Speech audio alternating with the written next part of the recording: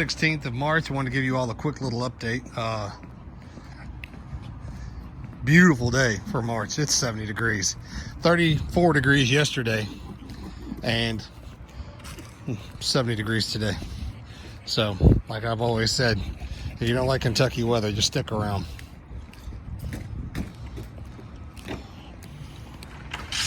Ooh, look at that hat, dog. I like that sticker. Guinness, tell me what you got going on. Reckon boss. Yeah. Now, what is this right here? Thighs. Where do they go? What do they do? They go through the wall? Yeah. Nice. So what happens here, folks, is if you remember last week's video, there is a 8-inch wall that sits underneath it. That's what it looks like right in there. That wall has one of these on the other side of it, and it holds it in place.